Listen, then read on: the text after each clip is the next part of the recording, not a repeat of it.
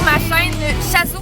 Aujourd'hui, je vous amène dans un endroit très spécial, c'est-à-dire au parc Omega, situé tout près de la frontière avec l'Ontario, plus précisément à Montebello, au Québec. Le parc Omega, c'est un parc de plus de 2000 acres où on peut voir des animaux qui sont en totale liberté. Donc le parc Omega, c'est comme un énorme sanctuaire où on peut observer des animaux qui provenaient de zoos, des animaux qui étaient orphelins qu'on ne pouvait donc pas remettre en liberté, ainsi que des animaux qui étaient blessés. Donc c'est vraiment une belle retraite pour nos animaux de la Boréalie. Aujourd'hui, je vais me lancer un défi, c'est-à-dire que je vais vraiment centraliser mon énergie sur les cervidés et je vais essayer de les comparer entre eux pour mieux vous les expliquer. Les caribous sont des animaux sauvages que l'on retrouve dans les régions arctiques et subarctiques de l'Amérique du Nord. Ces animaux sont souvent confondus avec les rennes, mais les caribous sont la version nord-américaine des rennes. Les caribous sont connus pour leur grande migration, où ils voyagent en groupe pour trouver de la nourriture et de meilleures conditions climatiques pour mettre bas. Pendant ces migrations, les caribous peuvent parcourir des milliers de kilomètres. Ils sont donc très adaptés aux conditions hivernales rigoureuses avec leur pelage épais. Une des caractéristiques les plus distinctives des caribous est bien ce que les femelles ont également des bois tout comme les mâles. Les bois des femelles ont une forme légèrement différente et sont un peu plus petits que les bois des mâles. Malheureusement, les caribous figurent sur la liste des espèces menacées. L'Université du Québec à Rimouski, l'UQAR, utilise le Parc national de la Gaspésie comme un énorme laboratoire afin de documenter les déplacements de cette espèce afin de comprendre les problématiques reliées à sa gestion. Les wapitis sont l'un des plus grands cervidés en Amérique du Nord après l'orignal. Les mâles wapitis ont des bois imposants qui peuvent atteindre une envergure de plus de 1,2 m, tandis que les femelles n'ont pas de bois. On peut les reconnaître grâce à leur grande crinière ventrale plus foncée sur le cou et les épaules. Les wapitis émettent un cri rauque et puissant qui peut être entendu à plusieurs kilomètres de distance.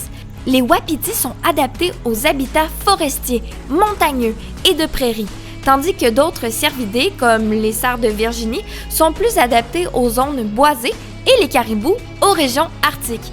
Même si c'est un animal super imposant, il peut quand même atteindre la vitesse de 60 km/h sur des courtes distances, de quoi pouvoir se défendre face à ses prédateurs comme le loup, le coyote et même le puma.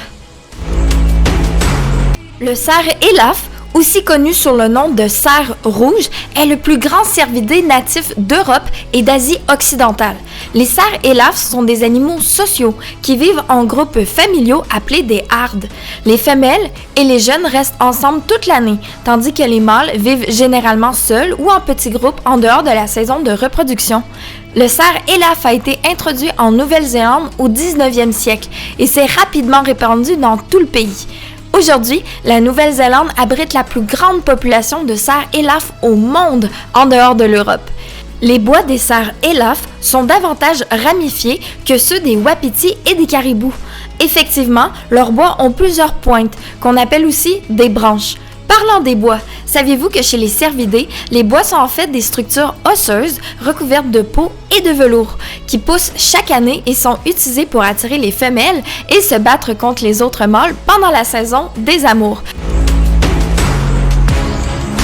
Le daim d'Europe, également appelé daim commun, est une espèce de cervidé originaire de l'Eurasie. Si vous étiez convaincu que notre ami Bambi était un daim, eh bien non, il s'agit d'un faon, c'est-à-dire le bébé du cerf de Virginie. Le daim a une robe caractéristique qui varie en couleur selon la saison. En effet, en été, le pelage du daim est de couleur rousse à brun doré avec des taches blanches sur le dos, les flancs et les épaules.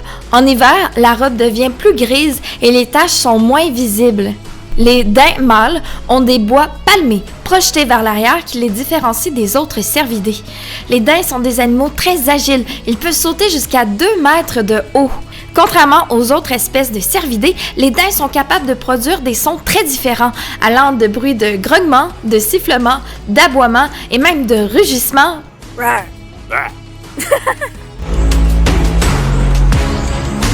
Le cerf de Virginie est un autre cervidé trouvé naturellement au Québec.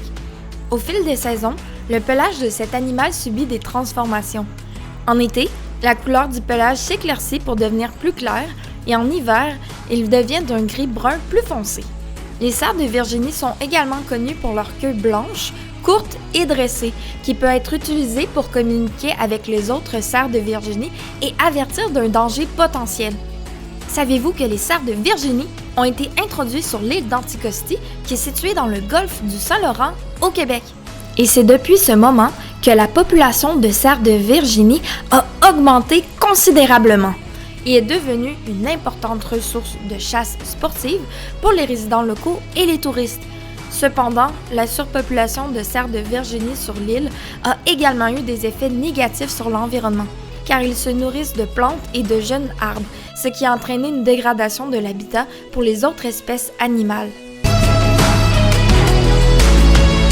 Détrompez-vous, je n'ai pas oublié de vous parler du plus grand cervidé d'Amérique du Nord, c'est-à-dire l'orignal. Si vous voulez connaître de l'information sur cet animal, plus précisément sur son régime alimentaire, je vous invite à aller regarder ma vidéo qui s'appelle « Je cuisine pour un orignal ». C'était Chazou. J'espère que vous avez aimé mon vlog sur les cervidés qu'on peut observer au Canada et en Europe. N'hésitez surtout pas à laisser un commentaire pour me dire si vous avez aimé cette nouvelle formule, c'est-à-dire avec une voix off lorsque je vous explique les animaux. Donc n'hésitez surtout pas à vous abonner et on se revoit pour une nouvelle aventure avec du contenu toujours 100% animal. Au revoir!